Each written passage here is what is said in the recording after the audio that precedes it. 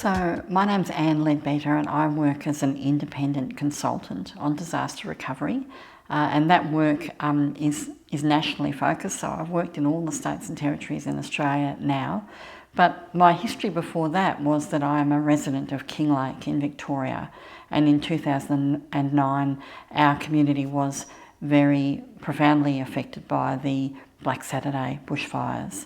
And I was working in local government at the time, but also a long-standing member of the community. I've been living there for 27 years at the time of the fires. And so my perspective of that event was both as someone who was living in and affected by the fires directly, but also in terms of trying to support the recovery through my role with local government.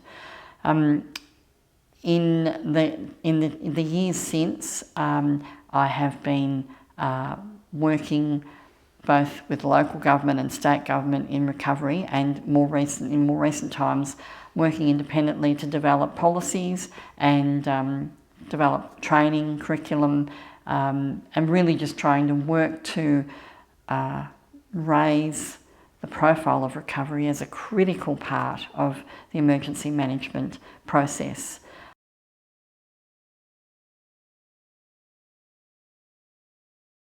I think probably the real commitment to trying to advocate on behalf of the community. So because I'd lived there for a long time and I'd done lots of community development work in that space, I knew the community quite well, and I sort of had a real sense of what we were going to be capable of, even though the impact was incredibly difficult, and the destruction was, quite defies explanation almost. But in spite of that, there was a real sense, a real resoluteness in the community about the fact that we just needed to get on and do what we could.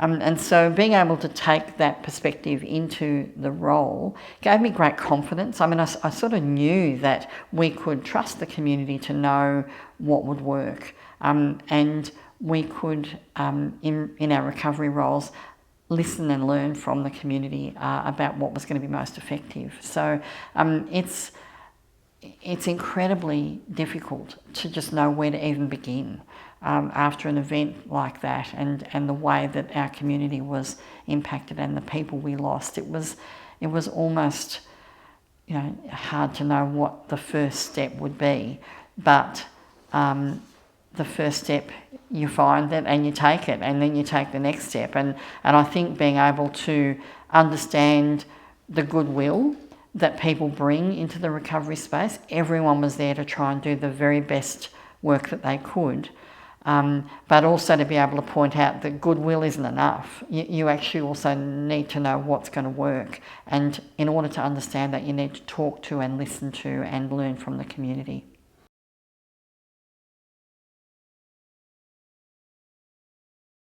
I didn't have any emergency management experience at the time of the fires. I did have a set of keys to the council office. So one of the lessons is be careful what buildings you have keys to, because you might find yourself with a job that you didn't envisage having. But I think the most important advice that I would give to myself, if I could go back then, is to understand the nature of grief and distress, and to understand that it's an absolutely integral part of a process following an event like the one that we had.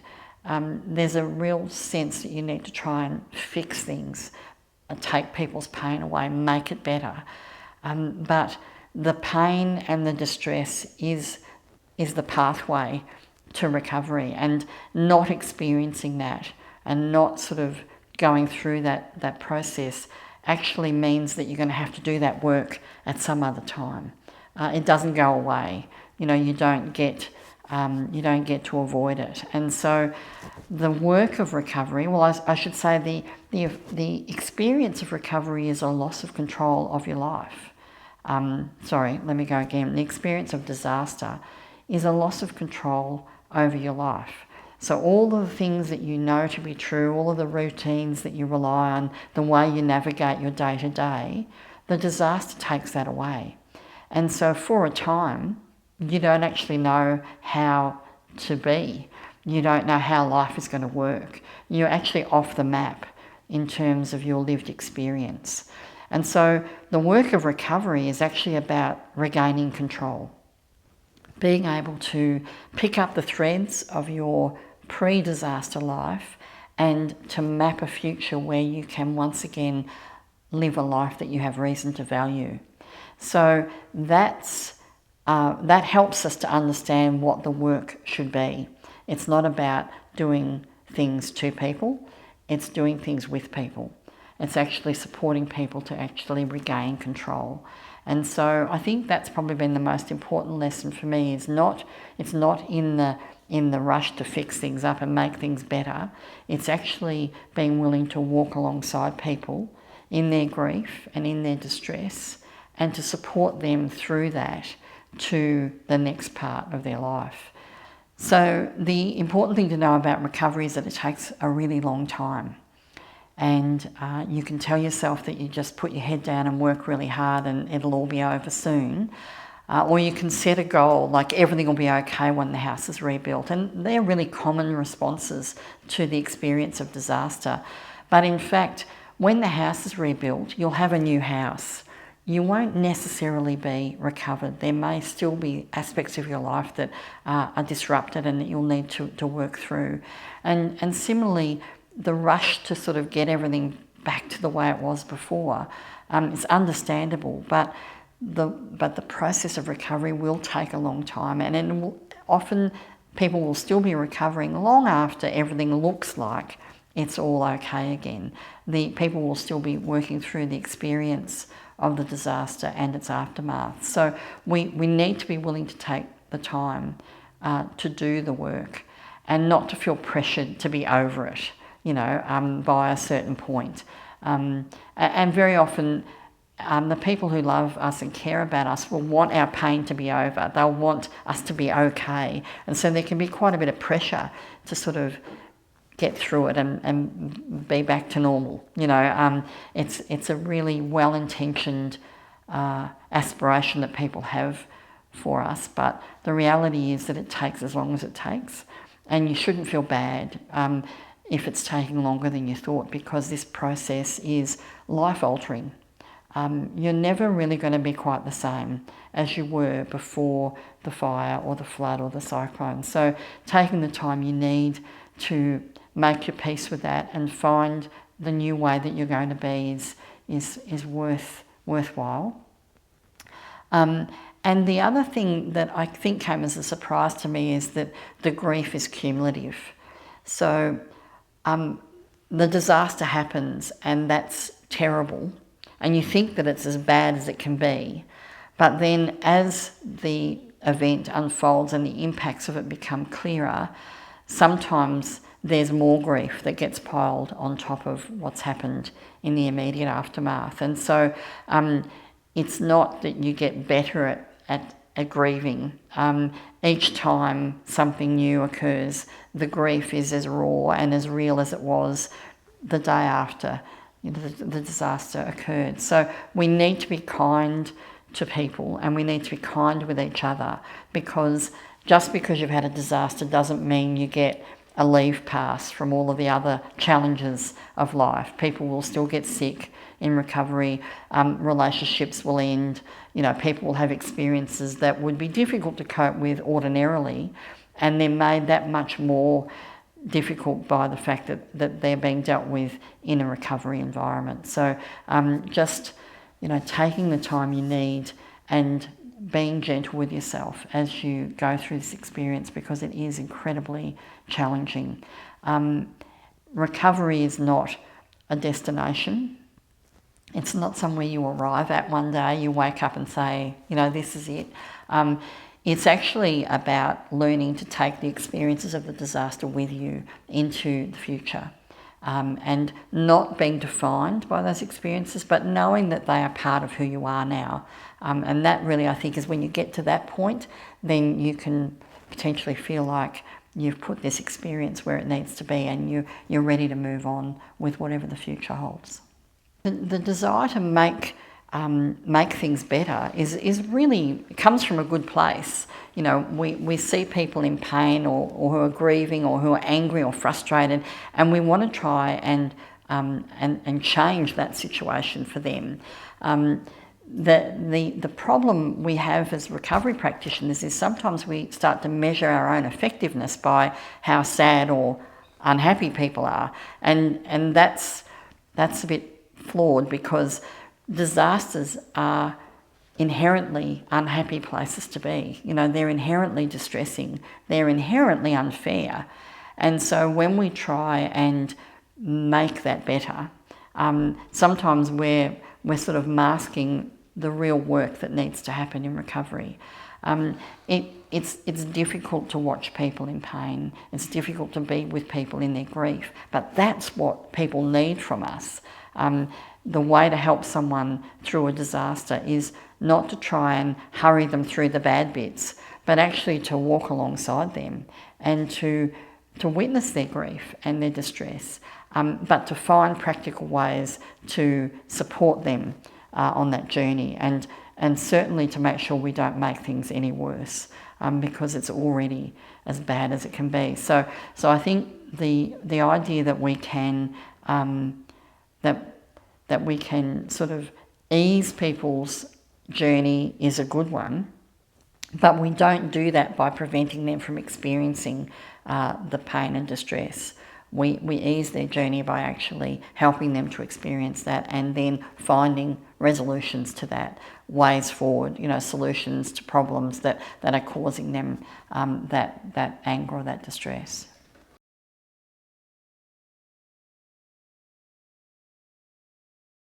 One of the things that's been most profound for me when I think about my own experience and that of my community is the courage, you know, the real raw courage that people demonstrate.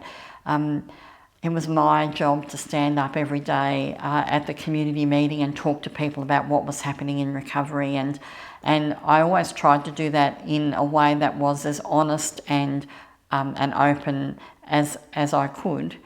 But that meant that I was telling people some pretty terrible things, things that they really didn't want to hear, things that would actually impact their progress. And yet the good grace that people accepted that information with was just really inspiring. And I think back now to the way the community pull together, and we hear this after every disaster, you know, that altruism and concern that people showed for each other is just remarkable, and it's actually a privilege to have seen that and experienced that. I think the other lesson for me was that I did imagine that that recovery would happen, you know, in a fairly predictable way, and that the issues that we would be dealing with would be sort of well recognised and well understood. In actual fact, recovery is a roller coaster, and the things that crop up you couldn't imagine if you sat down, you know, with the intention of doing that. Just the range of things that need to be thought through, and the ways that people need to be supported. It's incredibly complex, and so being prepared for anything, you know, hoping for the best but sort of expecting the worst, I think is the way that recovery needs to be understood. But in all of that, not forgetting that the community is a resource. They're not a problem to be managed. You know, they are the wellspring of enthusiasm and passion, wisdom, commitment.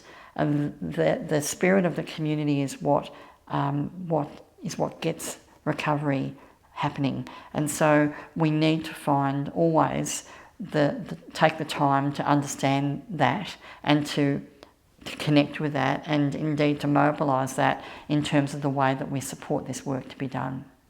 It's important to remember that the impacts of disaster are felt by everyone in the community, and that includes kids and young people. Even little children will be aware of the disruption and the changes in routine and pattern that are created by a disaster. And in their little lives, the impacts and the effects can loom very large. So we need to be connected to and aware of what's happening for all the different sections of our community. We need to be mindful of how the disaster is impacting families, impacting people who are on their own, but certainly also impacting kids and young people.